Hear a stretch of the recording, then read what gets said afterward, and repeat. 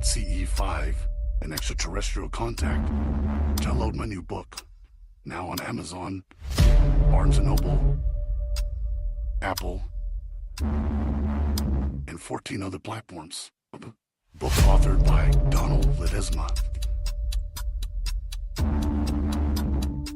CE5, Frequencies of Contact.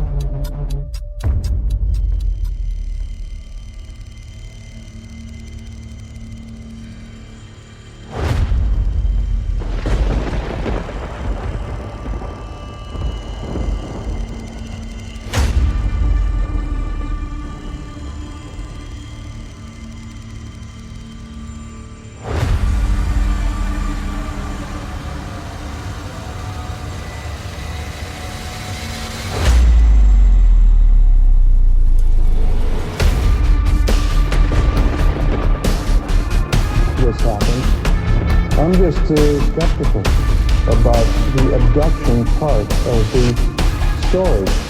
To that extent, it wasn't like a visceral reality experience. It wasn't like a true memory. And that's what I had trouble with for years and years and years. Certainly, I share the experience with the rest of the guys, and they might take that as remembering a real experience, but it's not. The encounter is real. I know that.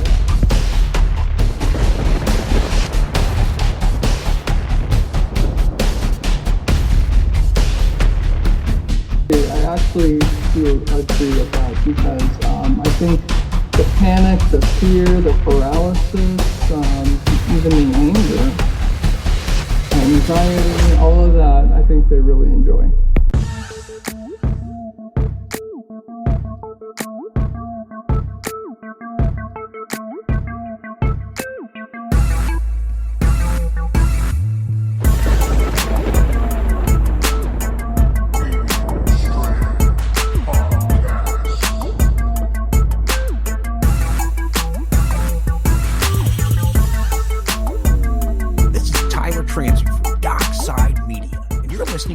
Strand podcast with Donald Ledesma. For the dopest paranormal documentaries this side of the Milky Way, visit DocksideMedia.com for links to all our films on major streaming platforms.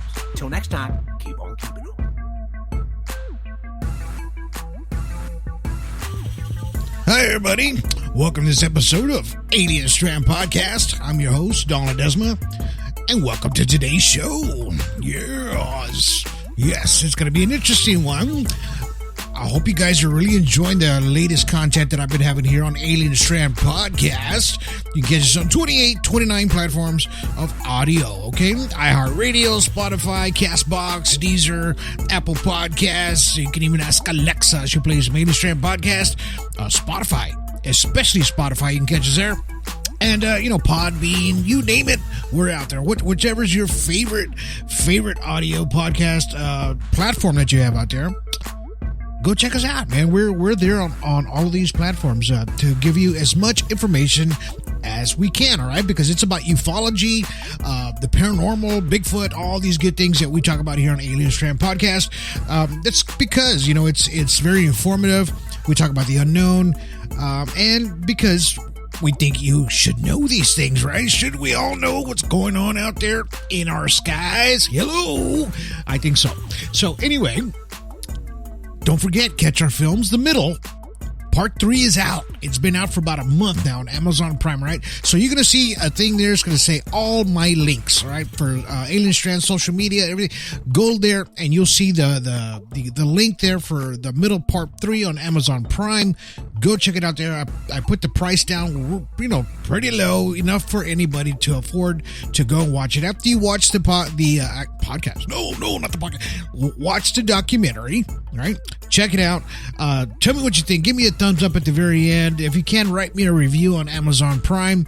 I really appreciate it. This helps go a long way on spreading disclosure information to a lot of people that have been affected by extraterrestrials, UFOs, spiritual, supernatural, things like that. It all kind of goes together in these films, okay? So watch part 1 on Amazon Prime, part 2 is on Amazon Prime, part 3 is on Amazon Prime as well. Hello! They're all there. Go check those out. Actually, you can go to our YouTube page. We have the middle part 1 there for free.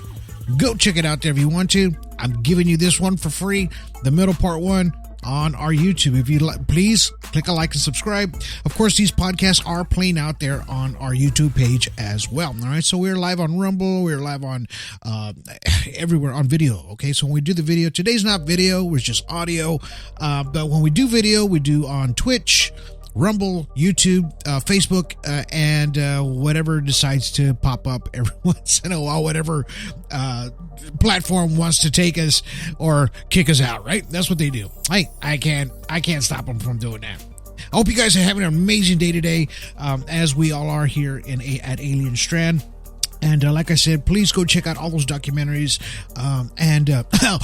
Speaking of that, so I had somebody from the United Kingdom, one of my friends out there in the United Kingdom, they sent me an instant messenger a little while ago. They said, hey, I just saw you come out on Roswell at 75 on that documentary. And I was like, yeah, I'm in that one.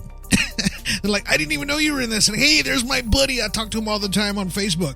Yeah, that's me. I come out, I actually do a couple of appearances on that film. And that was for, that's a documentary for Fox TV that I was able to do in 2022.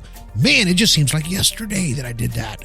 But hey, if you want to see my ugly face on there, go check out Roswell at 75. I'm on there. If you guys want to look me up, just go to IMDb,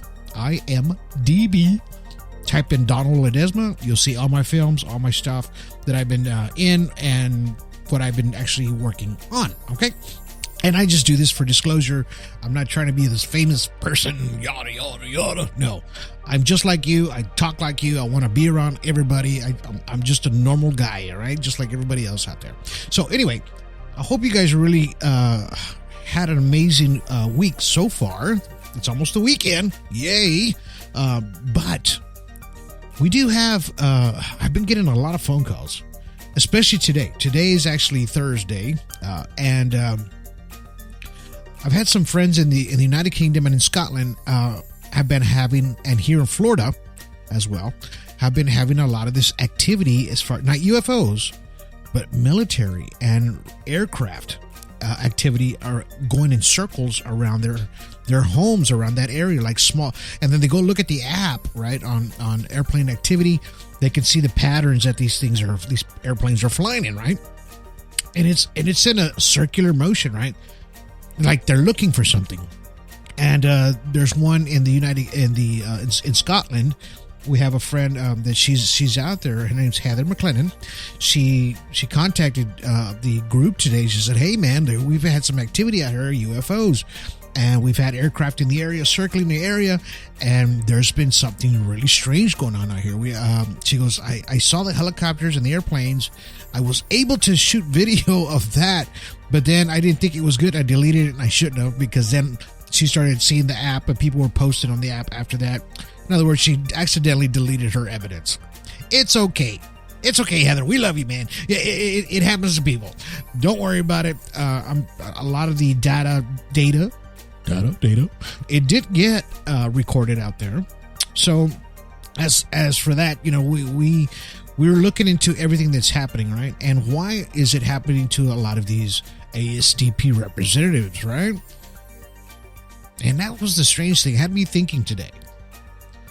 So I told everybody out there in ASDP land, I said, hey, man, if you see this happening around there, download an electronic magnetic field meter. If you have an iPhone or an Android, you can get one for free out there. It's an EMF reader.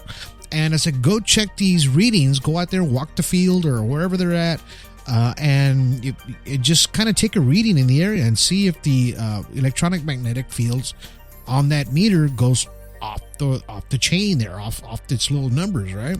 And let's see if there's anything happening as far as the extraterrestrial realm. Because, hey, maybe, just maybe, a portal might be opening up somewhere in these areas. Hey, did you ever think about that? I don't know, man. That's a possibility that these things are happening around us daily, right? Especially now, lately, right? It's just like, wow. can we make, figure out exactly what's going on in our skies, right? Of course, they got their military crafts out there. The helicopters are out there. As soon as we start seeing UFOs up in the skies, okay, so today we're going to be talking about the paradox of UFOs, and I'm getting into that. I'm getting there. But I just want to kind of tell you that what leads up to that, the momentum of that paradox, right? And usually it's a visualization of what we're seeing up in the skies, and we're doing data reporting of what's exactly happening in your area in this timeline, right? Not in a different one, but we're able to get these readings, and which gives us more proof of that more than one person is actually seeing this phenomenon occur, right? And it's happening in real time. Right? It's not something that was recorded previously days before. It's happening in real time. People are catching this in real time, right? So when we talk about the paradox, what is the paradox? You always hear these scientists or these ufologists out there, or people that are in quantum physics, talk about the paradox paradigm. They kind of seem to know that what leads to that word, right? And I'm just going to kind of give you a little definition of the paradox. And it says it's a logically self-contradictory statement, or statement that runs contrary to one's expectations, right? And that statement that despite apparently valid reasoning for true or apparent true premises, leads to seemingly self-contradictory or logically unacceptable conclusions. That sounds like an AI wrote that, right? Kind of weird. But anyway, it kind of tells you that that maybe that the things that we're saying have to kind of relate on what we're saying. In other words, if it's true, and it kind of goes together. This is what it's telling you, right? It's kind of it's contradictory, right? What's happening. Right, so it says a paradox usually involves contradictory yet interrelated elements that exist simultaneously and persist over time, right? Which I was talking about. So this is happening in ufology, which is things that are happening again and again, and it's happening at the same time, right? A lot of times these UFOs or extraterrestrials pop up at the exact same time. You ever think about this just for a minute? When you ever woke up in the morning or at the middle of the night and you're looking right at your clock or on your stand there, and it says 3 o'clock in the morning, straight up 3:00, right? Or 2:59, and it just clicks to 3 when you wake up, right? Isn't that strange how that happens, right? Over and over and over, like something that's repeated over and over. And how do you explain that? It's happened to me like maybe 3 days out of the week where I've actually woke up and seen that, right? Over and over.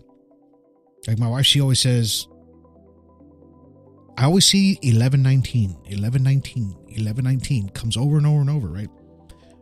And is that something that's telling you that's something that's going to happen?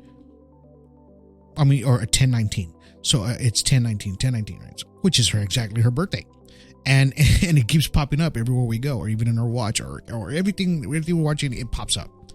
So, which is a kind of strange phenomenon that's happening around us, which tend to think that ufology, extraterrestrials, and these crafts, even ghosts, paranormal, anything para, right, will happen at these same exact times, right? Where we're kind of locked into this dimension where it overlaps into another one, right? Almost like what I'm trying to say is like a layer. Like, let's just say you fold a page, another page on top, another page on top, and you put like a little, let's just say you drill a little hole in all 3 pages, right? And you just open the page, but the hole is in the same place. So this is basically what I'm talking about here. That this is the possibility of what we're talking about. And what people tend to think that these paradox, some people think that we're just making it up, it doesn't exist, that it's a possibility of what is out there in our minds, right? They always think, where y'all guys are just nuts, right? No, that is not it. That is not it.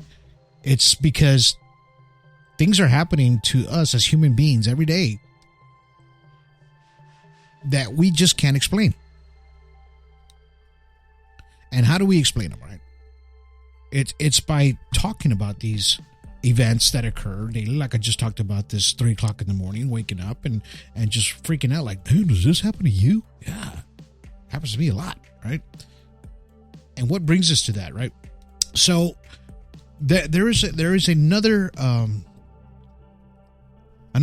word for this paradox. It's called the Fermi paradox, right? And this is a discrepancy between the lack of conclusive evidence of advanced extraterrestrial life, right, and the apparent high likelihood of its existence. In other words, this just means when they say Fermi paradox, it just means that there's not enough evidence for you to prove that there is extraterrestrial life and that it exists, right? So there was an article in 2015 that says, if life is so easy, someone from somewhere must have come calling by now, right? And these are the people that are just believers or non-believers, to where they just ask these questions over and over, right? Why haven't we seen them yet? But we are seeing them. Hello? Just you haven't seen it, right? So, and these are our, as people that are ufologists, people that are studying ufology or extraterrestrial or Bigfoot or whatever that's out there, we are able to see these things more and more because as researchers, we research this daily, right? So we get to see the evidence that's out there, put out evidence every day. Of course, some may be AI, which I can see that already. I can almost spot an AI photo or video right away. So I know the difference already between AI and all that good stuff, right? First it was CGI, right? Oh my God, we went through a few years of CGI, and then now AI. Here we go. So AI starting to make these videos, and so now there's something else for us to fight with or about. Anyhow, so there's a Italian-American physicist named Enrico Fermi, right? His name is associated to the paradox because of the casual conversation of the summer of 1950 with fellow physics, right? So this is while they were having lunch, the men discussed a recent UFO reports and the possibility of faster than light travel, right? The conversation moved to other topics until during lunch, Fermi bursted out, "But where is everybody then?" Right? And that's where that came from, right? And there have been many attempts to resolve the Fermi paradox, as suggested that intelligent extraterrestrial beings are extremely rare, that a lifetime of such civilization is short, or that they exist, but various reasons and humans have seen no evidence, right? Which are these guys. Of course, we have over and over and over, especially here on Alien Strand, because this is what we do. We show people, especially on our video podcasts, we show everybody the video evidence that's out there that people are catching. Oh my God, there was one recently, but I'm going to show this tonight live. If you guys have a chance, tune in live tonight here on Alien Strand Podcast on Rumble, YouTube, and Twitch, and you'll see exactly what I'm talking about. I'm going to be showing some videos and going through these things, but not today. Today I'm talking about something completely different. And I just want you guys to understand that these things, as far as us as researchers, are real. Because we bring the evidence out. We bring the evidence out in documentaries. Other researchers are doing the same thing today, right? Take a quick sip of my coffee because I love drinking coffee. Anyway, so this, as researchers, this is what we do on a daily basis, right? We find the evidence, and then we make sure that we can at least research that evidence and make sure that somebody else didn't make it up or whatever, and try to get the authenticity of the video. from the author or wherever it came from, right? Because these stories that we're seeing on Facebook or Instagram or X or anywhere out there, on TikTok, that there's a lot of these stories out there that we're not catching out here. You have to really be involved in a lot of these groups in order to find these videos out there that are kind of hidden gems, if you kind of think about it sometimes. Because I just looked at my Google Photos catalog, and I have over 6,000 videos and photos. And I'm going to tell you about most of those photos, about a quarter of it is my family and myself pictures. The rest is all ufology and videos. So that just tells you exactly how much content and videos are out there of evidence and proof. And I only keep the ones that I know that is actual proof, right? That would show proof that extraterrestrial life does exist, which is the Fermi paradox, which kind of brings that to a different conclusion in our eyes, or as a researcher of ufology, because we're not using the Fermi paradox, right? Ours is the actual true events of an actual encounter, or the true evidence of something happening, right? And I told a story last week about this woman on Facebook, that how when she was younger, 9-10 years old, and of course she's older now, they're in their 40s or 50s now, but that they encountered something in Scotland, right? And something that was in the trees that had glowing eyes, and her and like 4 of the friends, it hit them telepathically, tell them, I'm not going to hurt you. And that's all they remember. And then all of a sudden they're in a field somewhere just walking, like the rest of it got wiped away. Like, what does that, right? And how does it do that?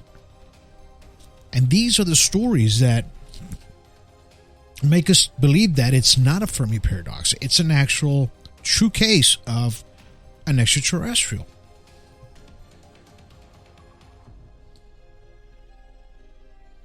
And how do we prove it, right? But in that story, she said that later on, as they grew up, she ended up bumping into her friends later on in life and asked them, do you remember that day when we were walking by the railroad tracks and we had that dog and the dog went nuts, and then the other one already answered in front of her, saying, yes, I remember seeing the eyes. I'll never forget the eyes. This is what the friend told him as they were adults later on, right? So this was not something that was imagined or thought of. It's something that actually happened. And they got to experience that, right?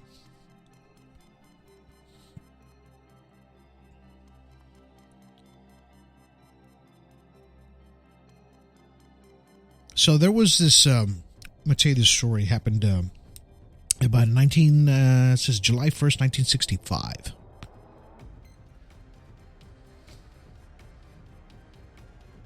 It was out in France. And the farmer's name, it was a farmer that was out there in the fields. His name was Maurice Massey, right? It says that day that this event happened, it was like a normal day for this farmer. He was working long hours. He was up at 5 o'clock in the morning, jumped on his tractor after eating some breakfast, and decided to work in his lavender fields out there, right?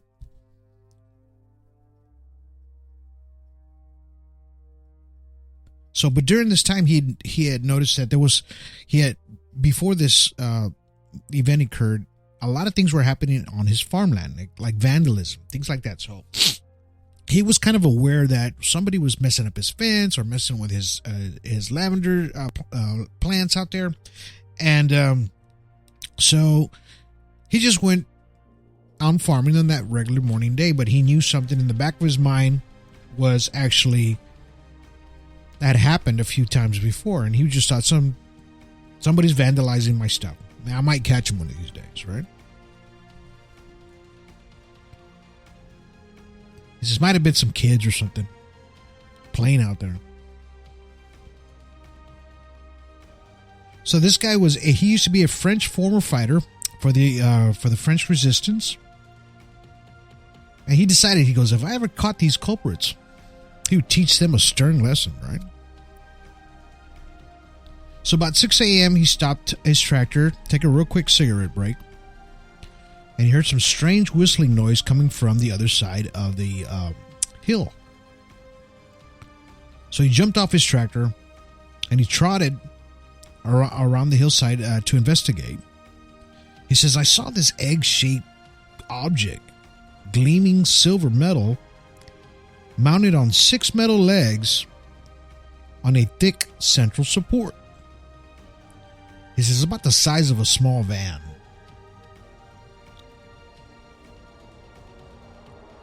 But he says one more interest that he took, that there was 2 boys aged about 8 years old who were nearby pulling a lavender plant out of the ground. And they had their backs towards him, right? So they didn't see him. So he was just thinking, I already caught these guys, right? I caught these vandals. So he crept towards them. He says, when I was about 15 feet from these boys, one of them seemed to hear me. Then the figure stood up and turned around, then quickly whipped out a small gun-shaped object and pointed it at Massey. He says the farmer stopped in alarm. He says then he realized that he had just been paralyzed and couldn't move.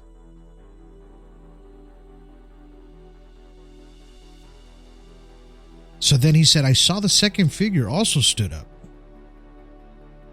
He says, I could see that they weren't boys, but bizarre entities. He says each figure stood about 4 feet tall, with thin, slender bodies and limbs. They seemed to be wearing boots, and they were wearing some kind of shorts around their groin area. And they had this tightly fitting green overalls. He says their heads were oval and pointy chin with small ears. He says their ears were large, an oval shape, slanting up to the side of the face. Their mouths were like thin slits without lips. He says then the figures started making some grunting noises, which he took to their speech, right? He says strangely their mouths didn't move. The sound seemed to be coming from the throat area.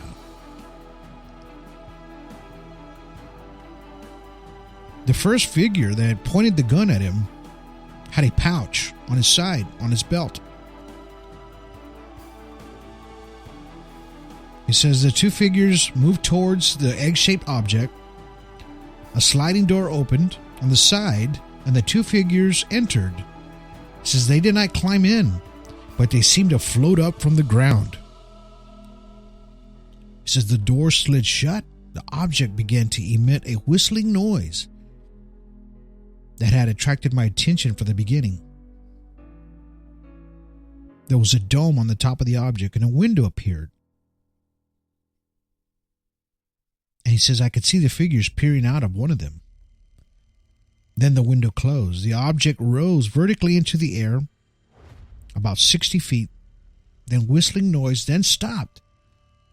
Then the craft disappeared into the distance towards the village of Manosek.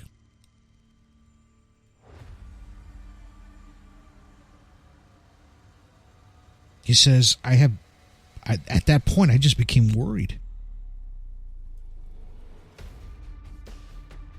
Because I was disabled and I thought I was going to die. He says it was about 20 minutes later, then he regained the use of his body.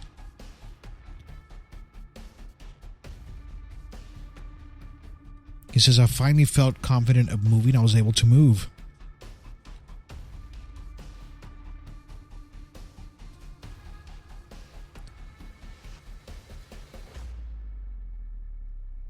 He says, I started walking at that point towards the village. I stopped at a local cafe that was opening up for business. Then I blurted out my story. He says the cafe owner called the police.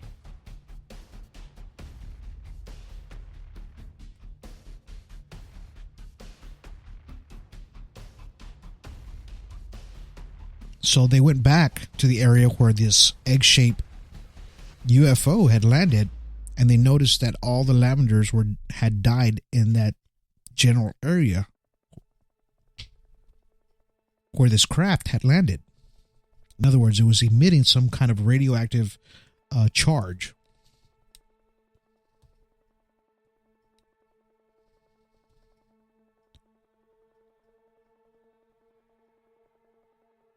And they were just in awe of the story that he gave.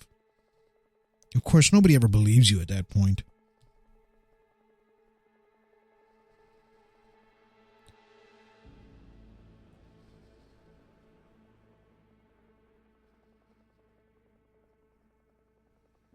So everyone was scratching their heads at that point because of the story that he gave them.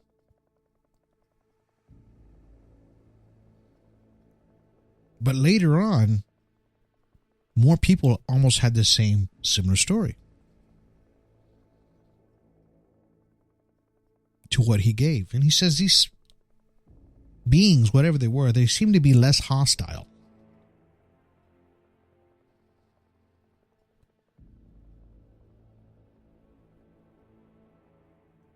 And he says their particular interests were mainly like in plants or crops. And the strange floating movements of them boarding the craft over and over went through my mind.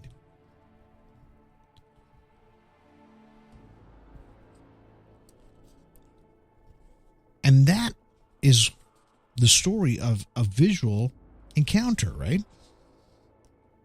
This is something that will never leave your mind on July 1st, 1965. So then how do we explain the paradox there?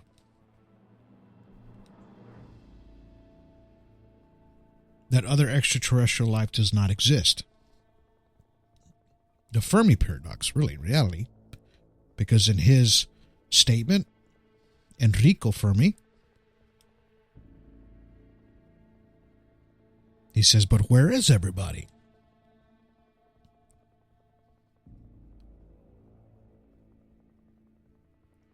And that was proof that years later, after he says that these things do exist.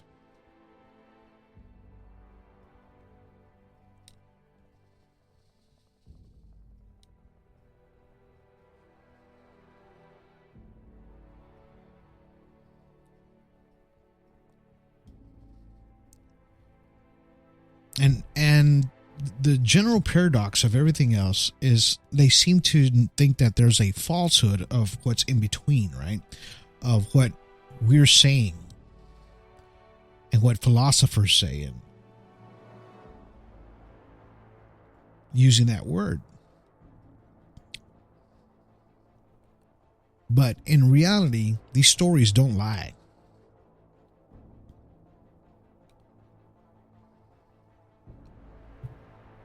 They tell you exactly what's happening in our skies above our heads, within the earth, within these caves, the paranormal activity that happens to folks, as talking to deceased people that walk up to people and you see them on camera and they're having a conversation with somebody that's not standing there, right?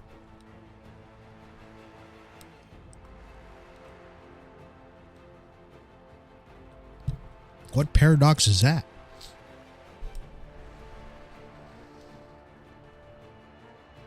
And how do you explain that to people, right? We've seen these on Facebook over and over. There's a security guard there talking to somebody in the hallway. And the other woman that's monitoring him on the other side on camera. gets on the radio and tells him, "Who are you talking to?" He goes, "Well, I'm talking to this woman that's standing here. She's asking me questions." She says, "There's nobody standing there. What are you talking about?" He goes, "I'm looking right at her." He says, "No, there's nobody there in front of you on camera." And he starts backing up slowly. End of video, right?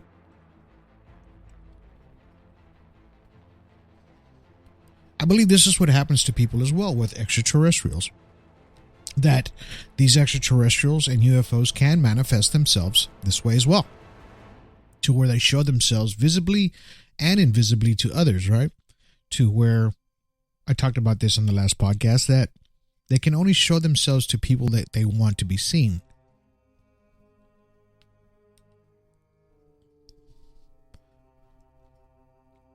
Almost like they can tap into your psyche in a sense.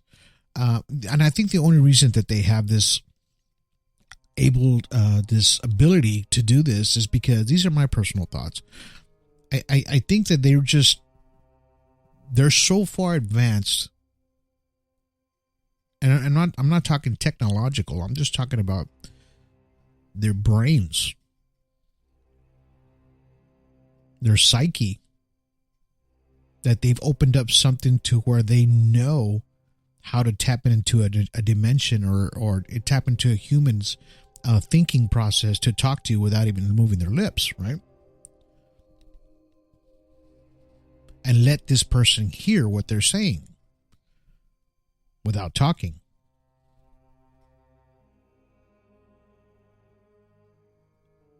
So, and I believe it's because it's this extra dimension that they're in.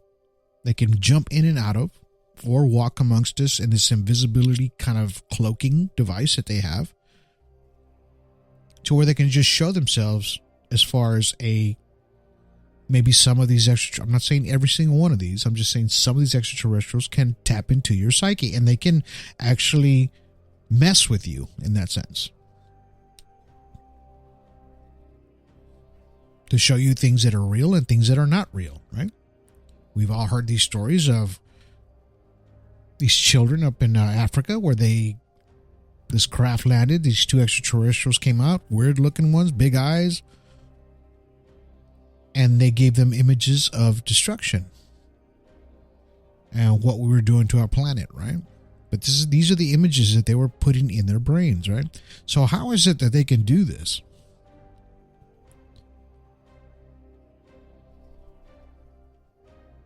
And we've been asking this question over and over, but we all know that the industrial complex has had a piece of that already and have actually contributed to that as well.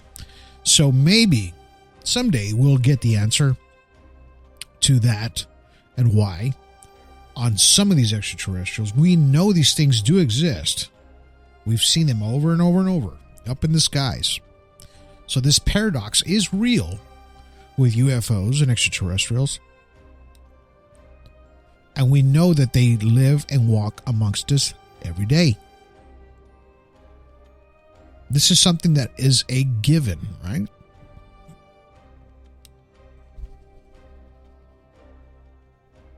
And then how do we explain this to people without us sounding crazy? Well, we go through these groups that are welcome to these values of extraterrestrial contact, and will sit there and listen to your story without judging you right away, right?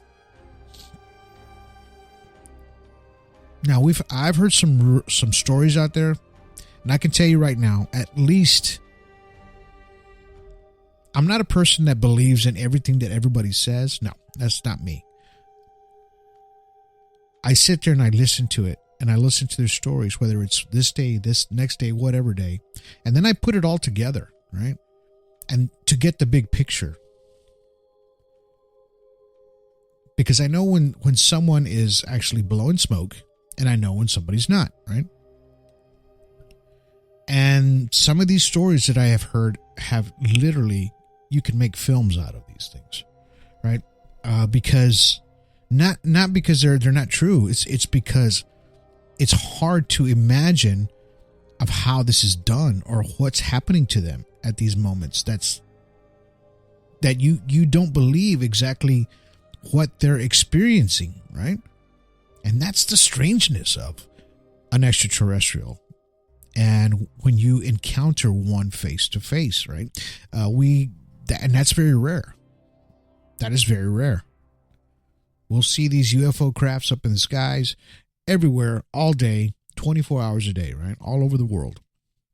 But it's these little guys, the extraterrestrial, that is the pivotal moment in your life. If you get into contact with one of these things, that it changes you, and it changes your lifestyle. It changes everything about you. It puts you in a different context in your mind, right? Your thinking goes completely different. And a lot of us call this the Great Awakening moment, right?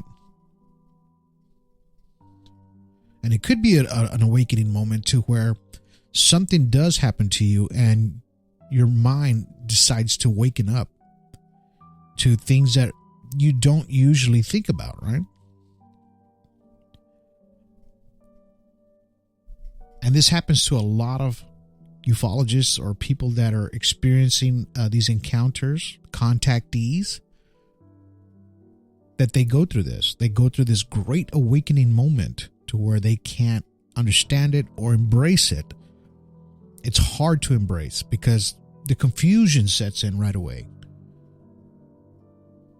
The anger sets in right away. You got to think about this for a minute. That if these things are bothering you nightly terrors, right? I'm talking about scratches, waking up in the middle of the night. You're only getting 2-3 hours of sleep per night. That will catch up to you by the end of the week, and that's going to make you into a very angry person, right? Because you have not had your rest. So this is where the anger sets in, right? The understanding of what's happening, and then you're trying to figure out, who do I talk to make sure that I am speaking to the right person, to where I'm not judged right off the bat, right? So now there's groups out there for that. Alien Strand Disclosure Project is one. Will not turn anybody away.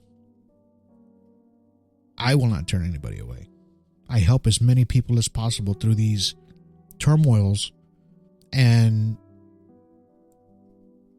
sometimes restless days and nights for them, right? Because this is hard for them to understand exactly what's happening to them. So these stories I just gave you today are the exact pivotal moments of what happens to a person's life when least expected. And the great awakening happens, right? Slowly but surely. And the plot will thicken more and more. And this is what Alien Strand is about.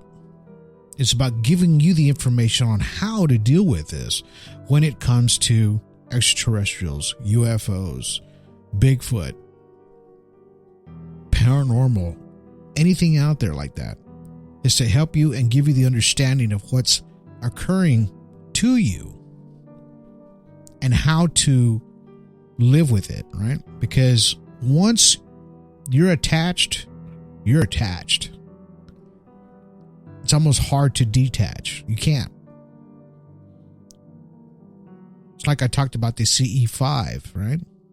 It's a great thing, if you want to get involved with CE5ing, and to know that there is a extraterrestrial realm or something out there from outside of our universe that does exist. Because when you do a CE5, these things come out, right? And they show themselves to you using laser pointers, everything like that. But at the same time, you're opening Pandora's box. And you have to figure out if you're ready to step over that line, right?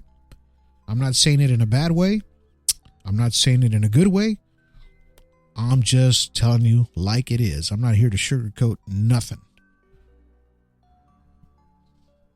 You can see these things from a distance, which is fine. But once you start getting closer and closer, it'll never go away, right? And just hope that these things can stay at a distance from you instead of bothering you every evening or every night or when you sleep, or they attack you or take you, right? So we don't want that happening to anybody out there. You can still keep these things at a distance. You can be interested in who they are. There's different races from, I'm talking extraterrestrial races from all over the place. Different parts of our universe really show up here because they know there's life here, right? And I'm sure they show up in different places too. Maybe Kepler. Hey, that's a possibility, right? We won't see it in our lifetime, but maybe in the next life, right? So that might be a good thing.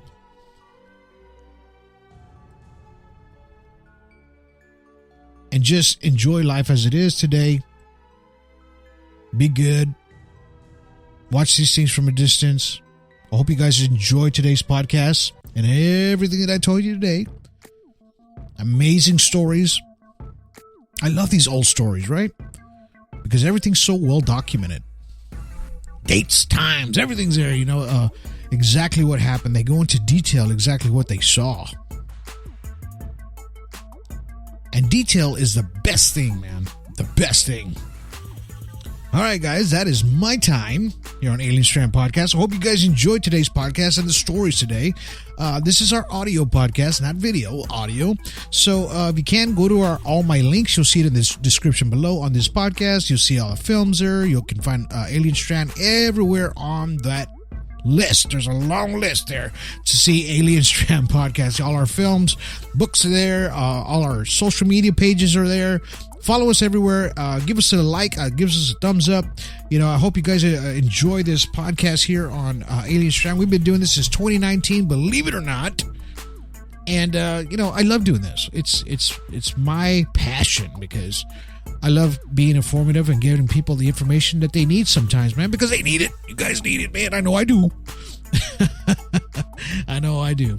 All right, guys. Until then, you guys have yourselves a good day. Have yourselves a good evening.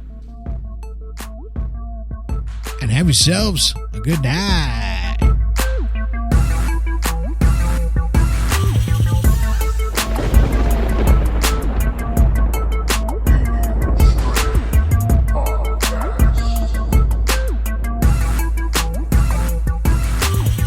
What's up, guys? This is Mike Beavers from The Theory, and you are listening to Alien Strand Podcast, the dopest UFO alien podcast out there. And if you want to find out about me, just go on YouTube and search UFOs over U of O or The Theory with Mike Beavers. Stay tuned, guys.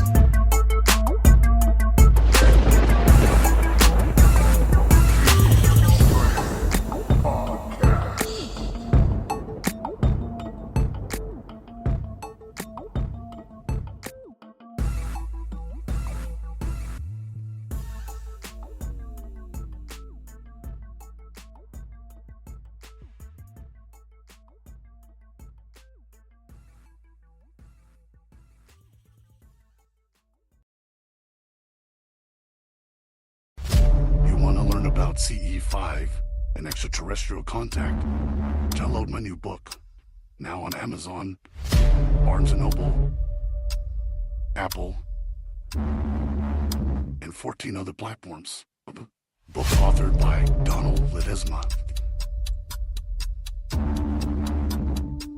CE5, Frequencies of Contact.